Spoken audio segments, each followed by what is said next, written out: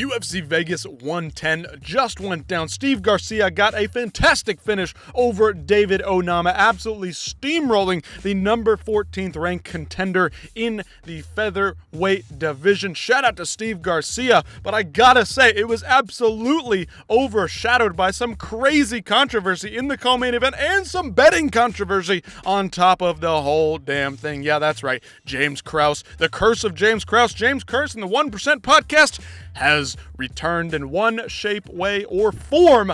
The ghost of James Krause might just be back. And we'll get into it right now, right here for the meme cap or recap. We're going to keep it quick, keep it brief for you tonight. And of course, we'll start out by just saying we had a lot of submissions, not a lot of knockouts until the end of this event. We had to suffer through some slow fights, some decisions, some submissions. But damn, we got some huge knockouts to end the night, and justice was served in the co-main event. But I gotta say, my boy Steve Garcia is way better than we all thought he was. This guy steamrolled through a top contender in David Onama, who was doing a lot of nasty shit to a lot of nasty fighters himself. But Steve Garcia, what's next for him? We're looking at Ortega, Emmett, Pitbull. Move along with these old heads. Steve Garcia's coming. He's 33 years old.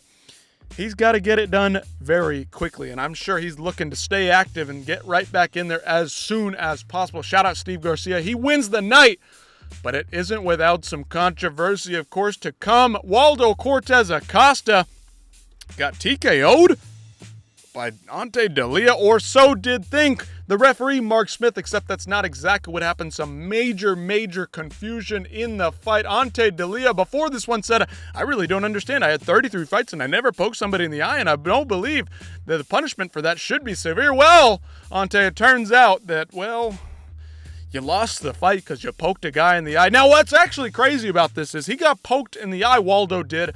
Took about 10 to 15 clean shots from Ante Delia, and Mark Smith called it a TKO. They turn around and they say, you know what, Ante?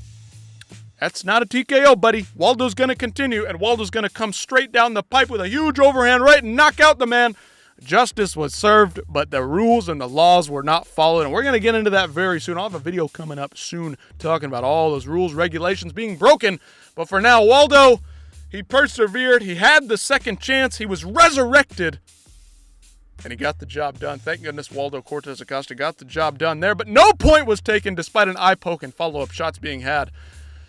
And then we got to get to the betting controversy. Yes, there was controversy in the betting realm. Isaac Dolgarian, right before this fight, was a sharp favorite.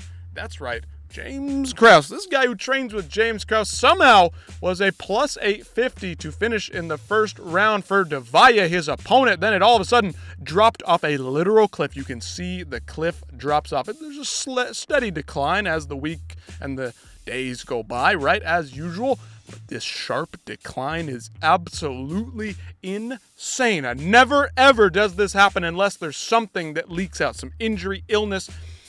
Dolgarian goes in there. He just fought Christian Rodriguez about a year or two ago.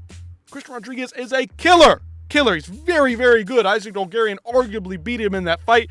Yadier Devalier, a little bit questionable as a prospect. He goes in there and has his way with Isaac on the ground, and that guy's a striker. Yadier is a striker, and he beats him up on the ground. The wrestler, he takes down the wrestler, reverses position, gets a choke. How? How does he do it? A picture speaks 1,000 words, not just a submission. Who wants to get punched in the face when they can just get choked out? Well, some guys.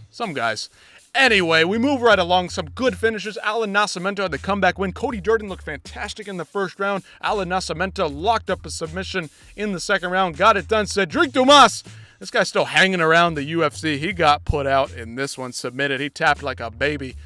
Too bad, too sad for that guy, of course. Alice Ardelina, Montserrat Conejo Ruiz, they put on a hell of a scrap for the women. Listen, I don't always love the ladies' fights, but that was pretty darn entertaining. And right here, we got some entertainment in and of ourselves. But we look down the rest of the card. Charles Radke got a nice submission victory over David Frumza in the third round. Billy Alicana got a great drop over Kevin Christian Rodriguez. Got him on the mind, but not coming out the mouth. Kevin Christian, coming off the Dana White Contender Series, didn't look too hot. Got dropped badly and choked out. Timmy Kawamba had a fantastic comeback victory over Chang Ho Lee. Go check that one out. That was pretty fun. The adversity that Timmy was facing in the first round, significant. Dante Johnson ran right through Cedric Dumas, then called him a good person afterwards. Yeah, I don't think that guy's a good person, but Dante Johnson, he's a good Christian man. I guess he's got to think highly of others. Talita Alencar got the victory over the Beefcake Ariane Carnelosi. Can't even say her name. I don't really understand. Seok Hyun Ko looked fantastic over Phil Rowe. Phil Rowe, a tough test after Oban Elliott. He's taking it right to both of those guys, and he looks pretty darn good in the welterweight division. Norma Dumont stole a victory from Caitlin Vieira. She won that fight, absolutely no doubt in my mind. But Norma Dumont prevails.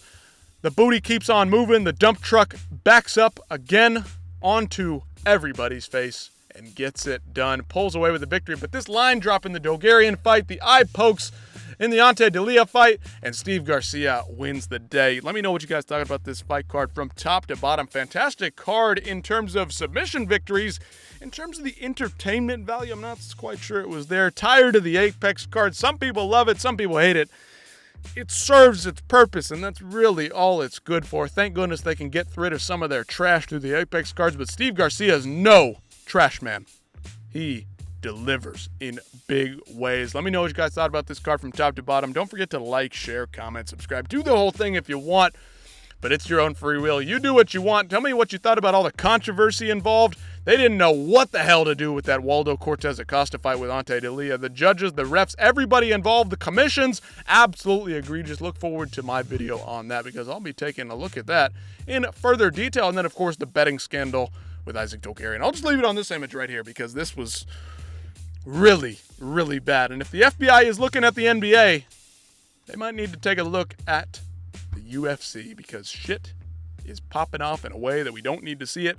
Not just the commissions, but the bettors as well. Shout out to James Krause and Isaac Tokarian for doing their thing tonight. But that was UFC Vegas 110, UFC Apex 1,342. Tired of the Apex. Let's move along and get on to MSG. Hopefully, those coming days continue to pass because I need UFC 322 right now. But that'll do it for me again. You guys have a good one, and I'll see you next freaking time.